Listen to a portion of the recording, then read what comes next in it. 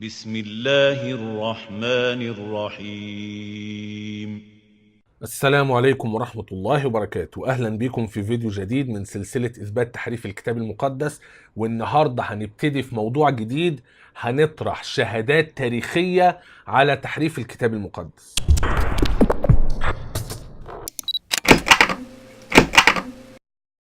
في البداية، لو انت مهتم بمواضيع الحوار الإسلامي المسيحي ومهتم بالنقد الكتابي تحديدا، يبقى انت لازم تشترك في هذه القناة. اضغط على زر الاشتراك الأحمر واضغط على علامة الجرس علشان تجيلك كل الإشعارات بكل الحلقات الجديدة. في البداية عايز أذكر الناس احنا ليه هنطرح شهادات تاريخية على تحريف الكتاب المقدس، ونقصد ايه بالعبارة دي. نرجع نتذكر الكلام اللي طرحناه في الفيديوهات الأولى خالص من هذه السلسلة، كلام القمص عبد المسيح بسيط أبو الخير في كتابه الكتاب المقدس يتحدى نقاده والقائلين بتحريفه. لما قعد يطرح بعض المواضيع على أساسها هو بيعتقد إن هذه أدلة على إن الكتاب المقدس لم يحرف.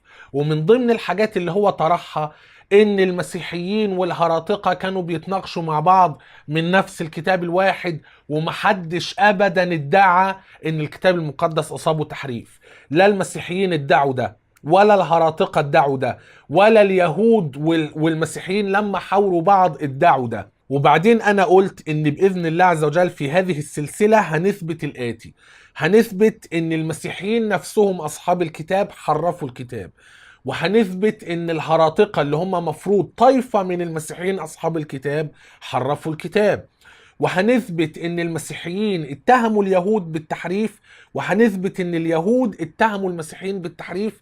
فكل حد كان له علاقة بالكتاب المقدس تقريبا كان له دور في تحريف الكتاب المقدس. طوائف المسيحية ما بينهم وبين بعض حرفوا، طوائف اليهودية ما بينهم وبين بعض حرفوا، المسيحيين اتهموا اليهود، اليهود اتهموا المسيحيين. طيب انا اقصد ايه بشهادات تاريخية على تحريف الكتاب المقدس؟ اقصد ان مصدر تاريخي اصيل معتبر عند المسيحيين بيعترف ان الكتاب المقدس اصابه تحريف، سواء هو بيقول ان المسيحيين نفسهم حرفوا، او الهراطقة حرفوا، او اليهود حرفوا، او بيقول ان النساخ حرفوا. ايا كان طبيعة الاعتراف، الا ان المستفاد من الاعتراف هو ان الكتاب المقدس اصابه تحريف، وان هذه الاعترافات قبل بعثة النبي محمد صلى الله عليه وسلم، وقبل ان يأتي الاسلام ويعلمنا ان اهل الكتاب لم يكونوا امناء، وان الله عز وجل استأمنهم على الكتب لكنهم لم يحافظوا عليها وحرفوها. نتذكر مرة اخرى ان القمص عبد المسيح بسيط ابو الخير بيدعي ان مفيش حد قبل الاسلام طرح فكرة ان الكتاب المقدس محرف، ونقرأ كلامه ده حالا. في كتابه الكتاب المقدس يتحدى نقاده والقائلين بتحريفه، في الصفحة رقم 23 تحت عنوان الأخوة المسلمون والقول بتحريف الكتاب المقدس وأسبابه، بيقول في الفقرة الثانية: والإجابة هي أن هذا القول اللي هو القول بتحريف الكتاب المقدس، لأنه قبليه بيقول والسؤال هنا هو لماذا يقول هؤلاء بتحريف الكتاب المقدس؟ والإجابة هي أن هذا القول جاء كمحاولة لإيجاد مخرج للخلاف القائم بين العقائد الجوهرية لكل من المسيحية والإسلام، ومن ثم فلم يقل أحد بتحريف الكتاب المقدس قبل العصور الوسطى وانتشار الإسلام في الأوساط المسيحية، وذلك للأسباب التالية. فالقمص عبد المسيح بسيط ابو الخير بيدعي ان مفيش احد ادعى ان الكتاب المقدس محرف قبل المسلمين وقبل انتشار الاسلام كمان في الاوساط المسيحيه. يعني لما الاسلام جه وكان لسه ما انتشرش في الاوساط المسيحيه، ما كانش حد لسه قال ان الكتاب المقدس محرف. فاحنا هنجيب شهادات تاريخيه لاباء اوائل، بدايه من الوثائق المتوفره عندنا اللي بترجع للقرن الثاني الميلادي، يعني قبل الاسلام بحوالي 400 سنه، ناس بتشهد ان الكتاب المقدس اصابه تحريف، وان في ناس حرفت الكتاب المقدس. سواء هم مين ما يهمناش، المهم ان القمص عبد المسيح بسيط ابو الخير يا اما كذب او هو جاهل. اول اقتباس هنستعرضه في سلسلة شهادات تاريخية على تحريف الكتاب المقدس هيكون من كتاب ضد الهرطقات لإيريناوس أسقف ليون. وإيريناوس أسقف ليون أحد أهم آباء القرن الثاني الميلادي. بيشهد في هذا الكتاب إن في واحد اسمه ماركيون، أحد أهم الهراطقة اللي عاشوا ما بين أواخر القرن الأول والنصف الأول من القرن الثاني. إيريناوس بيشهد إن ماركيون حرف الأناجيل وحرف رسائل بولس. لكن قبل ما نقرأ نص اقتباس إيريناوس في كتابه ضد الهرطقات، عايزين نفتح كتاب نظرة شاملة لعلم البترولوجي في الستة قرون الأولى، الصفحة اللي فيها كلام عن إيريناوس، علشان بس نعرف قيمة هذه الشهادة التاريخية. يبقى نفتح كتاب نظرة شاملة لعلم البترولوجي في الستة قرون الأولى، الصفحة رقم 59، الفصل الثالث، بعض الكتاب الأوائل ضد الهرطقات. وضد الهرطقات كمعلومة نوع من أنواع الأدب المسيحي. الأدب المسيحي الموجود في العهد الجديد بيتكون من أناجيل وأعمال ورسائل ورؤى، دي أشكال من الأدب المسيحي. بعد كده في كتابات دفاعية وكتابات ضد الهرطقات وكتابات هيكلة كنسية وكتب تفسير. فبالتالي هم إجمالا أناجيل، أعمال، رسائل، رؤى، كتابات دفاعية، كتابات ضد الهرطقات، كتابات هيكلة كنسية، وتفاسير. 8 أنواع من الأدب المسيحي. والفرق ما بين كتابات ضد الهرطقات والكتابات الدفاعية هي إن كتابات ضد الهرطقات كتابات مسيحية في الرد على بدع مسيحية، إنما الكتابات الدفاعية كتابات مسيحية في الرد على غير المسيحيين، أمثال الوثنيين أو اليهود أو زي حاليا المسلمين. فبالتالي القمص عبد المسيح بسيط أبو الخير كتاباته دفاعية اللي بيرد فيها على المسلمين، مش كتابات ضد الهرطقات. ففي الصفحة رقم 59 من كتاب نظرة شاملة لعلم البترولوجي في الستة قرون الأولى جايب القديس إيريناوس، ولد حوالي 140 ميلادية وتوفى في بداية القرن الثالث الميلادي 202 ميلادية. زي ما قلت قبل كده ان كتاب نظرة شاملة لعلم البترولوجي متقسم 3 أعمدة. العمود الأول الصغير اسم الأب وتواريخ عنه وإمتى بقى أسقف وكذا، تواريخ مهمة عنه. وبعدين العمود الأول الكبير أو العمود الثاني اللي بعديه كبير الحجم، ده بيتكلم عن سيرة الأب وتاريخه وهكذا.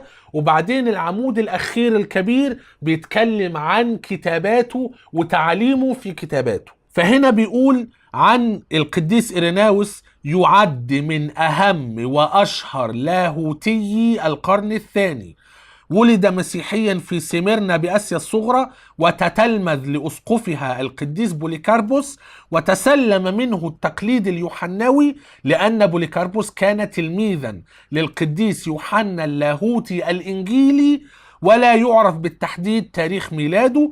وتتلمذ أيضا لأسقف هيرابوليس ويدعى بابياس. ده معناه ان إيريناوس من اهم الاباء على الاطلاق، لانه تلميذ بوليكاربوس اللي هو تلميذ يوحنا الحبيب يوحنا الانجيلي، وايضا تتلمذ على يد بابياس. يعني المفروض إيريناوس تتلمذ على يد من تتلمذوا على تلاميذ المسيح. ففي عندنا المسيح وتلاميذه، دول مفروض اول جيل النبي محمد صلى الله عليه وسلم وصحابته بهذا المقام.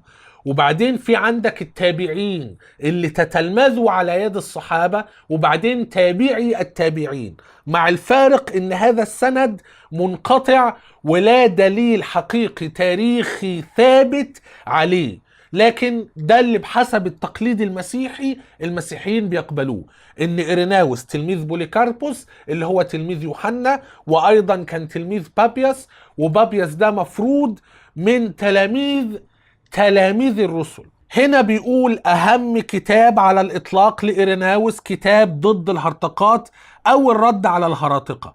هو أقدم دحض للهرطقة في الأدب المسيحي، كتب أصلا باللغة اليونانية ولكنه فقد، والموجود هو ترجمة لاتينية للنص كاملا، وتوجد ترجمات أخرى أرمينية وسوريانية لم يبق منها سوى بعض المقاطع. فيه يصف ويفند تعاليم الغنوصيين الذين يدعون أن لديهم تعاليم سرية غير معروفة لمعظم المسيحيين، ولكن الإعلان عند إيريناوس هو عام ومشاع لكل المسيحيين. في كتاب ضد الهرطقات، ده أول عمل ضد الهرطقات في الأدب المسيحي على الإطلاق، وبيرد فيها على طائفة مسيحية اسمها الغنوصيين. والغنوصيين دول من اسم يوناني أو من كلمة يونانية جنوسيس معناها معرفة، وهم طائفة أقرب للصوفيين اللي بيعتقدوا إن هم بيحصلوا على علم لدني من الله، وإن هذا العلم بيستنيروا بيه وبيحصلوا على أسرار إلهية مباشرة. وهذه الأسرار الإلهية الغير مشاعة ما بين الناس هي التي تؤدي إلى الخلاص، مش الصلب والفداء. فهي كانت طائفة موجودة من زمان، من القرن الأول الميلادي. وإيريناوس أحد أهم آباء القرن الثاني الميلادي كتب كتابه ضد الهرطقات في الرد على هؤلاء. نفتح بقى كتاب ضد الهرطقات علشان نشوف إيريناوس شهد إزاي تاريخيا إن الكتاب المقدس أصابه تحريف. لحسن حظنا إن كتاب ضد الهرطقات صدر له ترجمة عربية من مؤسسة القديس أنطونيوس المركز الأرثوذكسي للدراسات الآبائية. نزل منه الجزء الأول ونزل منه الجزء الثاني. الجزء الأول عندي PDF، الجزء الثاني لسه ما صورتوش، لسه نازل السنة اللي فاتت. فبالتالي عندنا ترجمة عربية نرجع إليها علشان نقرأ كلام إيريناوس. وده يعني في العصر الحديث المعاصر حاليا، من 5 سنين بدأوا المسيحيين الشرقيين خصوصا الأرثوذكس إن هم يساهموا في ترجمة الكثير من كتابات الآباء. لكن للأسف في هذه السلسلة اللي احنا هنستعرض فيها شهادات تاريخية على تحريف الكتاب المقدس، مش هنقدر دايما نجيب ترجمة عربية مطبوعة منشورة، فهنضطر نجيب المرجع الإنجليزي المتاح من موسوعة أنتي-نايسين فاذرز مثلا ونترجمه ونقراه. لكن هنا هنطلع على كتاب ضد الهرطقات للقديس إيريناوس اللي هو نصوص آبائية رقم 178 طبعة المركز الأرثوذكسي للدراسات الآبائية. طبعا المفروض ان كتاب ضد الهرطقات ده متقسم كتب، فالجزء الأول ده عبارة عن ترجمة الكتاب الأول والكتاب الثاني، والفقرة اللي احنا هنقراها من الكتاب الأول الفصل رقم 27 بعنوان تعليم كيردو وماركيون. هنبدأ على طول في الفقرة رقم 2 وهنقرأ كلام عن ماركيون، لأن ماركيون شخصية مهمة جدا جدا ومؤثرة في التاريخ المسيحي. زي ما قلت قبل كده إن هو أول واحد يضع قانون للعهد الجديد، والمسيحيين كرد فعل تجاه اللي قرروا ماركيون بدأوا هم كمان يتكلموا في موضوع القانون. فماركيون رغم انه محكوم عليه بالهرطقة انه كافر محروم من الكنيسة بسبب عقائده اللي البري أورثودوكس تشيرش فاذرز، الآباء الذين صاروا على نهج الأرثوذكسية التي تم تقريرها في مجمع نقيا سنة 325، هؤلاء الآباء حرموا ماركيون بسبب بدعته الغنوصية الثانوية. يعني كان بيؤمن بإلهين، كان من الطائفة اللي بتعتقد بإلهين. حابب أقول معلومة عن الغنوصية بشكل عام، إن الغنوصية دي زي ما تقول كده مظلة كبيرة جدا تحتيها عدد ضخم جدا جدا من المسيحيين اللي بيشتركوا كلهم في مفهوم إن دخول الجنة عن طريق المعرفة الإلهية السرية التي يحصل عليها الإنسان. لكن كان في غنوصيين كثر بيعتقدوا بآلهة كتيرة جدا، بيعتقدوا بإلهين 4 5 200. فماركيون كان من الغنوصيين اللي بيعتقدوا بإلهين فقط. نبدأ نقرأ الكلام في الفقرة رقم 2. إيريناوس أسقف ليون بيعلمنا عن عقيدة ماركيون وبيقول: وماركيون البونطي جاء بعده، اللي هو بعد كيردو، وطور تعليمه، وفي عمله هذا صنع أكثر التجاديف جسارة ضد ذاك الذي نودي به إلها بواسطة الناموس والأنبياء. فبالتالي إيريناوس بيقول إن الإله بحسب العهد القديم، ماركيون ساهم في صنع أكثر التجاديف جسارة ضد إله العهد القديم. فماركيون ادعى إيه؟ وأعلن أنه مصدر الشرور إله العهد القديم. بحسب استقراء ماركيون لنصوص العهد القديم، قال الإله ده مستحيل يكون هو نفسه إله العهد الجديد إله المحبة. وده بسبب ان هو بيقرأ العهد الجديد، وجد ان إله العهد الجديد اللي هو الآب، أبو يسوع المسيح، ده إله الخير وإله المحبة وإله السلام وإله النعمة وإله كل حاجة حلوة. لكن بيجد في العهد القديم ان اله العهد القديم كأنه دائما غضبان، ودائما بيصيب البشرية بلعنات وكذا وكذا. حتى ان اخر نص من نصوص العهد القديم بيقول، الاله بيتكلم يعني في سفر ملاخي، لئلا آتي وأضرب الأرض بلعن. فكأن ده عهد اللعنة، والإله اللي بيلعن دائما وغضبان وساخط على عباده وبيعذبهم وهكذا. لكن إله العهد الجديد مختلف. ماركيون وجد ان لا يستقيم الجمع ما بين الاثنين. ما ينفعش إله العهد القديم يكون هو نفسه إله العهد الجديد. يبقى ايه الحل؟ يبقى في إلهين، الكون ده كله شر محض.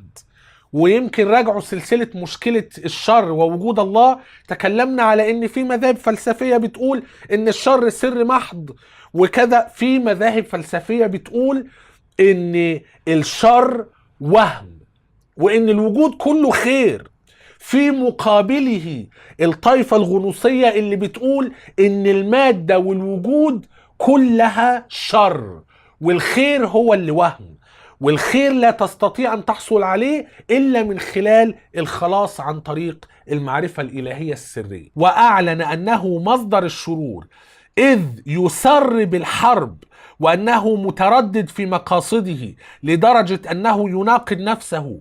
ولكن يسوع لكونه من ذلك الأب الذي هو فوق الإله الذي صنع العالم، فبقى فيه الآب إله أعظم وهرم إلهيات. إله العهد القديم إله شرير، هو اللي خلق السماوات والأرض وكل الوجود شر. في إله فوقيه اللي هو الآب اللي أرسل يسوع المسيح. ولكن يسوع لكونه من ذلك الأب الذي هو فوق الإله الذي صنع العالم، وجاء في اليهودية في زمن بيلاطس البنطي الوالي، والذي كان وكيل طيباريوس قيصر، وهو يسوع ظهر في هيئة إنسان لأولئك الذين كانوا في اليهودية، وأبطل الأنبياء والناموس وكل أعمال ذلك الإله الذي صنع العالم، والذي يدعوه أيضا كوزموكريتور، ضابط الكون. فبالتالي هو عقيدته، وهو استقى هذه العقيدة، العقيدة الثانية، ان يسوع المسيح ظهر في هيئة انسان. ظهر كأنها اشارة الى انه كان بيتبنى عقيدة الدويستية. الدويستية من اصل كلمة يونانية دوكيو، معناها يظهر، بمعنى ان كأن ده مش حقيقي. هو ما كانش انسان حقيقي، هو كان كائن روحي ظهر في هيئة إنسان لأولئك الذين كانوا في اليهودية. وعمل إيه بقى؟ وأبطل الأنبياء والناموس وكل أعمال ذلك الإله الشرير ما بين قوسين الذي صنع العالم، والذي يدعوه أيضا كوزموكراتور، ضابط الكون. ضابط الكون ده الإله الشرير بتاع العهد القديم. يسوع المسيح ظهر، كان كائن روحي، ظهر في هيئة إنسان وأبطل كل حاجة ليها علاقة بهذا الإله الشرير اللي هو الناموس والأنبياء والعهد القديم. احنا بنقدر نفهم من رسائل بولس نفس الفكرة، ان كأن بولس ايضا كان بيبطل العمل بالناموس، وخلاص مش لازم نعمل بالناموس، والنظام القديم بتاع العهد القديم ما بقاش شغال، وبقى فيه عهد جديد ونظام جديد. النظام القديم بتاع العهد القديم ده ما بقاش شغال خلاص. نيجي بقى عن موضوع الحلقة نفسها، وانا قاصد ان انا اشرح كل المعلومات المحيطة دي علشان هذه السلسلة بمثابة تكملة لمدخل الى دراسة الكتاب المقدس، وكل هذه المعلومات هامة لكل من يريد دراسة الكتاب المقدس بشكل جاد. هنا شهادة إيريناوس ان ماركيون حرف العهد الجديد اللي هو جزء من الكتاب المقدس. بيقول: وإلى جانب ذلك فإنه يشوه الإنجيل حسب لوقا، يعني بيحرف الإنجيل حسب لوقا، إذ يزيل منه كل ما هو مكتوب عن ولادة الرب، لأن هو ما بيؤمنش إن يسوع مولود، ده كائن إلهي روحاني نزل وظهر على الأرض على هيئة إنسان. فهنا بيقول إذ يزيل، يعني يحذف، يعني تحريف، إذ يزيل منه كل ما هو مكتوب عن ولادة الرب ويستبعد جزءا كبيرا من تعليم الرب، يعني حذف تعليم المسيح نفسه قالها، الذي فيه يعترف الرب بأن خالق هذا الكون هو أبوه. إيريناوس بيدعي أن ماركيون حذف أجزاء كثيرة جدا من إنجيل لوقا، لأن القانون عند ماركيون كان إنجيل لوقا و10 رسائل لبولس. فبالتالي إيريناوس بيدعي ان ماركيون هو اللي حرف. خلي بالك احنا كده قصاد ايه؟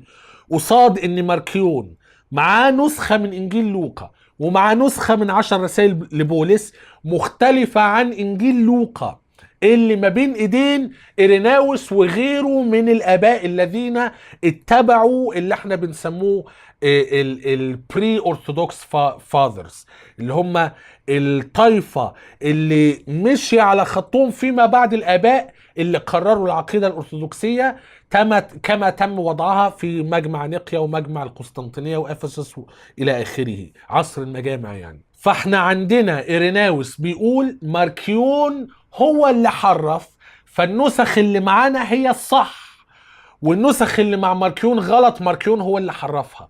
وأكيد العكس، ان ماركيون بيدعي ان نسخه هي الصحيحة وان النسخ اللي مع الناس التانيين محرفة. لكن للأسف احنا ما عندناش كتب لماركيون وما عندناش كتب لأغلب هؤلاء الهراطقة، وان يمكن المرجع الوحيد اللي نعرف عنها معلومات عن هؤلاء الهراطقة هي كتب أعداء هؤلاء الهراطقة. ودي نقطة في غاية الأهمية، لأن ساعات المراجع دي بتكون قليلة جدا ومحدودة جدا، وإحنا ما نضمنش إن هي تكون محايدة. مع نقطة أخرى، إن إحنا قرينا في كتاب نظرة شاملة لعلم البترولوجي في ال6 قرون الأولى إن كتاب ضد الهرطقات كتب أصلا باللغة اليونانية، لكن الأصل اليوناني فقد، واللي موجود حاليا كامل نسخة ترجمة لاتينية، وهي نسخة متأخرة، مخطوطة متأخرة. فبالتالي ممكن كتاب الأب نفسه يكون غير محايد ويكون كاتب كلام غلط. ونقطة رقم 2، ان كتاب الأب نفسه يكون أصابه تحريف. ويا سلام لو تم الجمع ما بين الاثنين. انا بقول الكلام ده ليه؟ لان انا اجنوستيك، لا ادري تجاه مدى مصداقية هذه الكتابات. احنا اكيد عارفين ان الكتاب المقدس اتحرف، اصابه تحريف من خلال المخطوطات اللي ما بين ايدينا، من خلال الشهادات التاريخية المختلفة، من يعني عصور كثيرة جدا مختلفة. لكن دقة المعلومات، هو مين اللي حرف؟ ماركيون اللي حرف ولا إيريناوس اللي حرف؟ هو في تحريف حصل، لكن التفاصيل ما عندناش المراجع اللي ليها المصداقية الكاملة. بمناسبة اللي أنا قلته ده، لا يوجد مسيحي هيطلع يقول إيريناوس كذاب، لان انت لو قلت ان إيريناوس كذاب وان احنا لا نستطيع ان نثق اصلا في كلام إيريناوس لما نقل ان ماركيون حرف، يبقى انت بتهدم التقليد المسيحي ومش هيبقى لك دين تعتمد عليه. ويعني براحتك لو عاوز تنكر مصداقية إيريناوس في انه بيقول ان الكتاب المقدس اتحرف وان ماركيون حرفه، انت حر. فهنا بيقول إذ يزيل منه كل ما هو مكتوب عن ولادة الرب ويستبعد جزءا كبيرا من تعليم الرب الذي فيه يعترف الرب بأن خالق هذا الكون هو أبوه.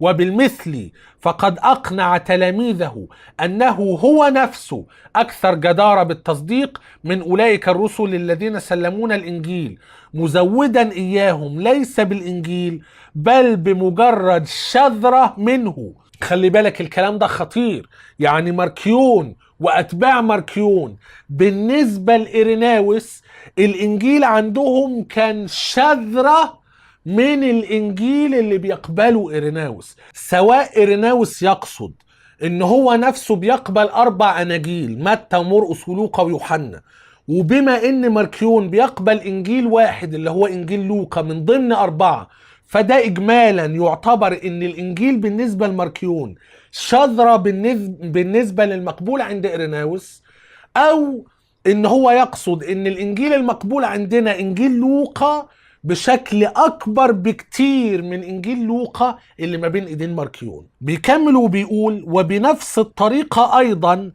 قلص عدد رسائل بولس، حاذفا كل ما قاله الرسول من جهة الله الذي خلق العالم انه هو ابو ربنا يسوع المسيح، وايضا تلك المقاطع من الكتابات النبوية التي اقتبسها الرسول لكي يعلمنا انها اعلنت مسبقا عن مجيء الرب. يبقى هنا إيريناوس بيدعي ان ماركيون حرف من رسائل بولس وقلص عدد الرسائل. واضح ان هو كده بيقبل عدد رسائل اكتر. اغلب المسيحيين بيقبلوا 14 رسالة اللي هو من ضمنهم الرسالة الى العبرانيين. لو ما بيقبلش العبرانيين يبقى بيقبل 13 رسالة اللي هو معاهم تيموثاوس الاولى والثانية وتيتوس، اللي احنا نعرفه ان غالبا ماركيون ما كانش بيقبل الثلاث رسائل دول، تيموثاوس الاول والثاني وتيتوس. وبعدين مش بس كده، ان حتى ال10 رسائل اللي ماركيون كان بيقبلهم إيريناوس بيدعي ان ماركيون حرفهم وحذف منهم اي حاجة بولس قالها عن ان الاله اللي خلق السماوات والارض هو نفسه ابو يسوع المسيح، واي حاجة ليها علاقة بالعهد القديم بشكل عام. اي نصوص استخدمها بولس دلالة على ان العهد القديم تنبأ بمجيء المسيح، هو بيقول ان ماركيون حذف كل ده. يبقى في النهاية هذه شهادة تاريخية من اهم ما يكون ومن اقدم ما يكون. لو احنا اثبتنا، وهذا دليل تاريخي، ان التحريف كان بيحصل من القرن الاول والقرن الثاني، ماركيون ده عاش امتى؟ محتاجة بحث تاريخي. غالبا ماركيون عاش في اواخر القرن الاول بدايات القرن الثاني. فبالتالي لو احنا اثبتنا ان التحريف بهذا القدم، ازاي نقدر نثق في المخطوطات اللي ما بين ايدينا؟ لو احنا شفنا ان المخطوطات الاصلية المكتوبة بخط يد الكتبة الأصليين، بولس مثلا أو متى ومرقس ولوقا ويوحنا، لو هم فعلا كتبة الأناجيل، النسخ الأصلية هي النسخ المكتوبة بخط يد أصحاب الكتب أو بخط يد من تولى الكتابة عنهم. فنشوف النسخ الأصلية دي بترجع لسنة كام، وأقدم مخطوطة ما بين إيدينا بترجع لسنة كام. في النص مساحة سودة، مساحة مظلمة، ما نعرفش النص حصل فيه إيه.